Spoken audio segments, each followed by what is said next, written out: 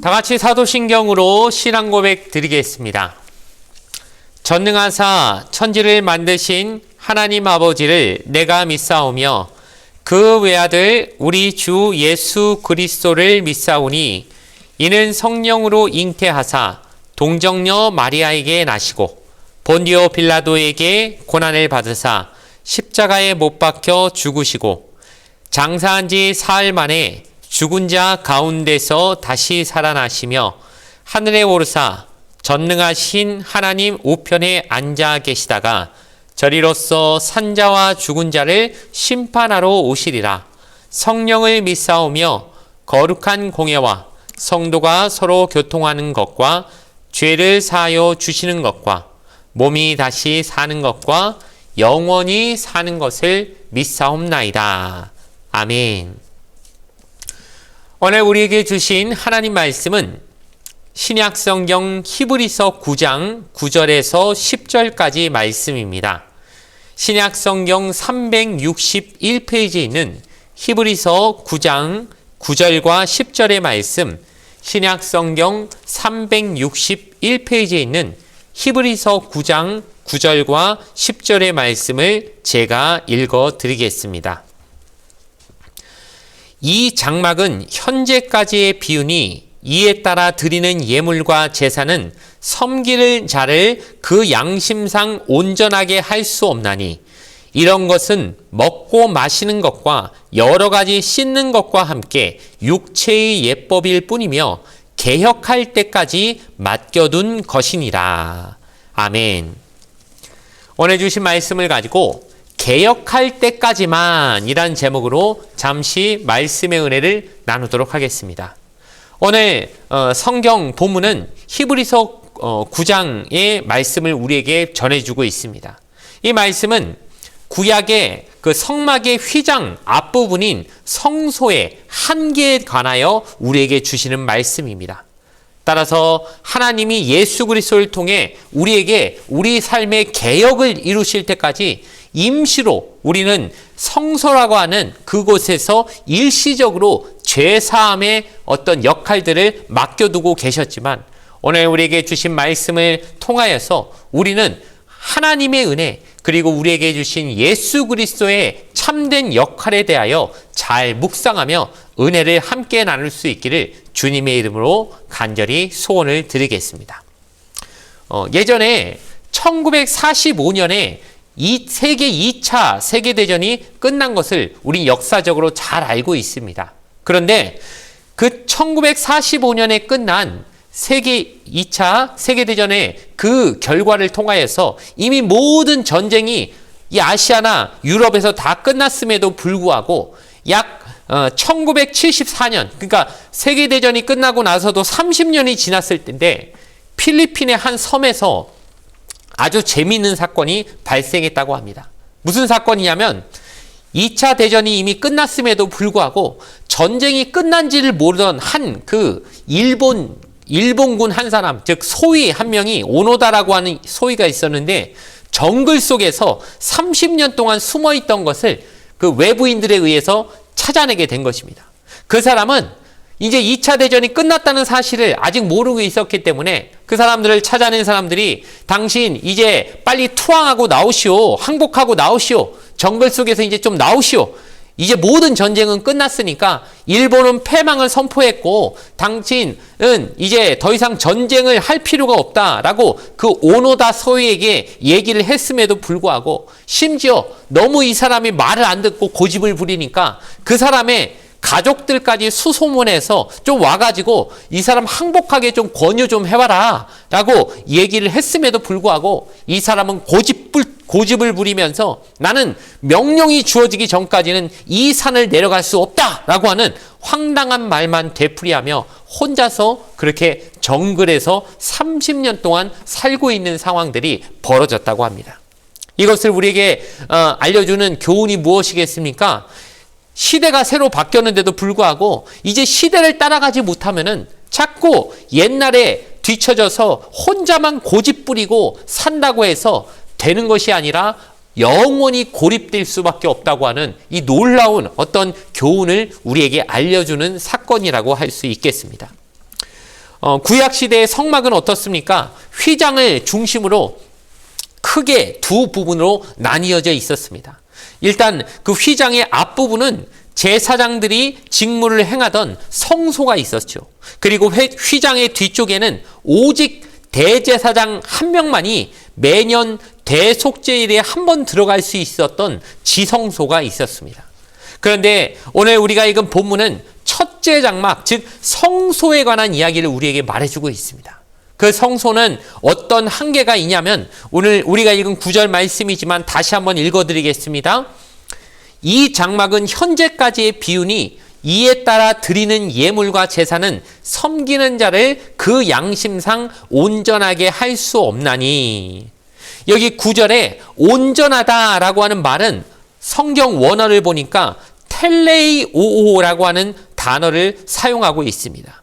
이 표현은 십자가 위에서 예수님께서 돌아가시기 전에 뭐라고 말씀하셨습니까?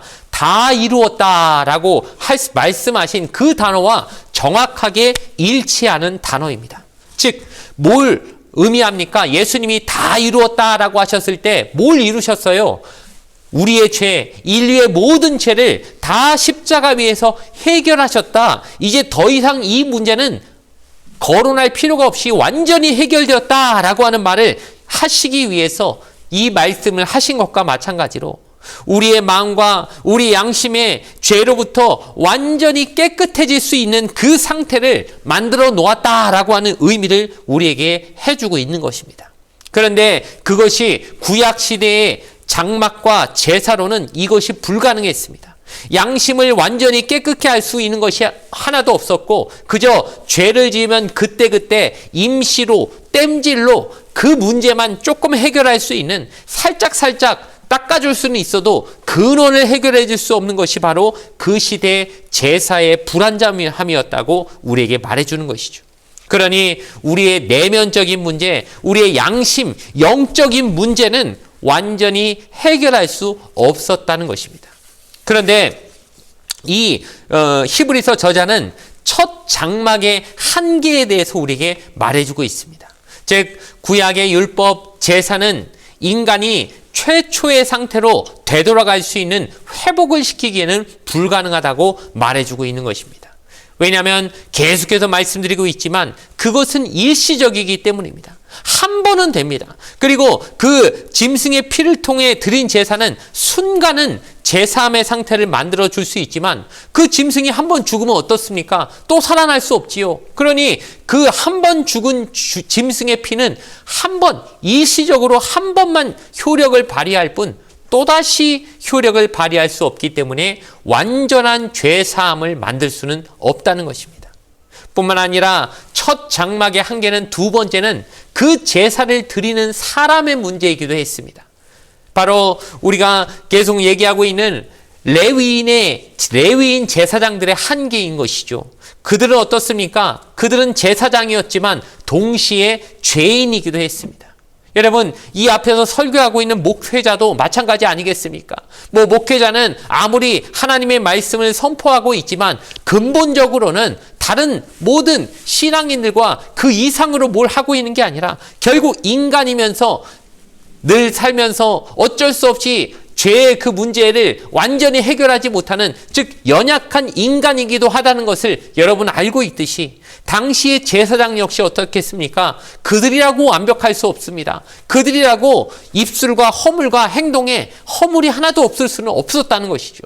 그러니 죄인인 그들이 드리는 제사 역시 불완전했고 온전한 죄사함을 가져다 줄 수는 없었으니 한계가 있었다라고 우리에게 말해주고 있는 것입니다. 그래서 하나님은 이 구약의 제사를 그럼 왜 그래도 한 번에 없애지 않으시고 왜 계속 구약 시대에는 이것을 하나님이 유지시켜 주시고 이걸 계속 이어가게 하셨느냐? 언제까지 시한을 두고 요 전까지는 어쩔 수 없으니까 임시적으로라도 좀 이걸로라도 문제를 살짝으로라도 해결해 보자라고 하나님이 기한을 두신 것이 있었기 때문에 그때가 언제였느냐? 바로 오늘 우리가 읽은 10절 말씀에 뭐라고 되어 있습니까? 이런 것은 먹고 마시는 것과 여러 가지 씻는 것과 함께 육체의 예법일 뿐이며 개혁할 때까지 맡겨둔 것이니라.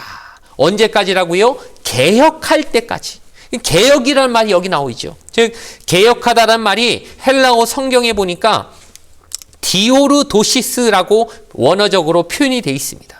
이 말의 의미는 본래의 정상적인 상태로 회복시킨다, 새로운 질서를 준다라고 하는 의미가 있었다는 것입니다. 즉 하나님께서 우리를 개혁하신다, 이 말은 무슨 개혁이라니까 정치적인 얘기인가 생각하시겠지만 그 얘기가 아니라 원래 우리 인간이 태초에 아담과 하와가 처음에 창조하셨을 때는 어떻습니까? 죄 짓기 전에 선악과 먹고 범죄하기 전에는 하나님이 원래 만들어주신 그 모습은 너무도 순결하고 깨끗하고 완벽했던 그 모습이 있었지요. 영과 혼과 육이 하나님의 마음에 완전히 일치하던 그 모습, 아담이 하나님과 대면하여 얘기할 수 있을 만큼 하나님과 영적으로 완전히 하나가 되는 그런 교통이 가능했던 그 상태로 완전한 구원과 회복이 이루어질 때까지만 구약의 제사가 임시적으로 그것을 사용할 수 있게 하나님이 허락해 주셨다는 것이죠. 그러니 예수님이 우리에게 오셨다는 것은 결국 무슨 의미입니까? 우리가 하나님이 태초에 아담을 지으셨던 그 상태로 우리가 회복되는 것을 의미하는 것입니다. 우리가 회복되기를 하나님은 원하시고 그것이 바로 개혁되는 것이라고 우리에게 말해주고 있는 것이죠. 그러므로 여러분, 우리가 추구해야 될 것은 하나님이 처음 만드신 상태로 온전히 돌아가는 것입니다. 일본의 그 초반에 서론에 말씀드렸던 것처럼 그 일본군 한 사람이 시대가 바뀌었다는 얘기를 듣지 못해가지고 전쟁이 끝났다는 소식을 믿지 못해가지고 30년 동안이나 정글에서 혼자 오돌오돌 떨면서 숨어 지내야만 했던 것처럼 우리도 과거의 그 율법과 구습에 얽매여 있으면은 예수님을 통해 우리에게 온 참 자유와 은혜와 회복을 누리지 못하게 되는 것입니다.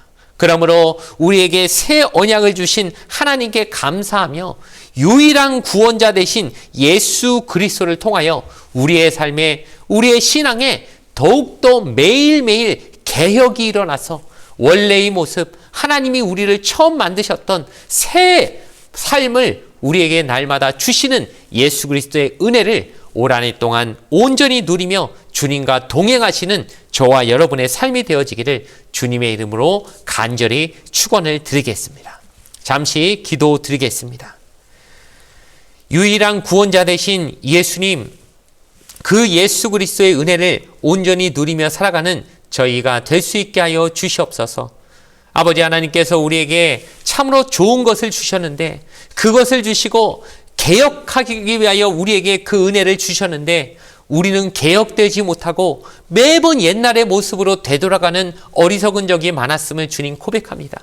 그러한 잘못된 것들이 해가 바뀌어서도 계속해서 반복되지 않을 수 있도록 새로운 모습으로 이제는 완전히 개혁된 모습으로 나아갈 수 있도록 매일매일 한 걸음씩 주님과 동행하는 저희가 되게 하여 주시옵고 옛적 그 습관, 잘못된 죄의 습관, 구습들이 우리에게 유혹으로 다가올 때 그것을 끊어낼 수 있는 결단과 용기와 강력한 하나님의 그 함께 하심을 온전히 누리며 살아갈 수 있도록 주의 성령께서 힘을 공급하여 주시옵소서.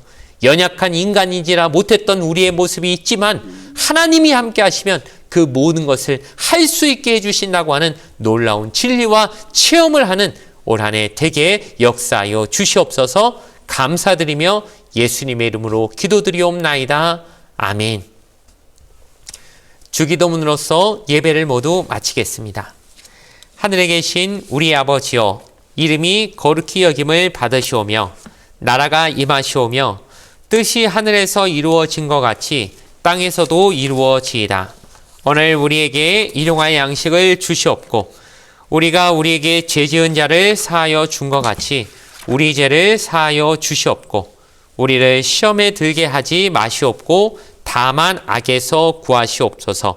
나라와 권세와 영광이 아버지께 영원히 있사옵나이다. 아멘.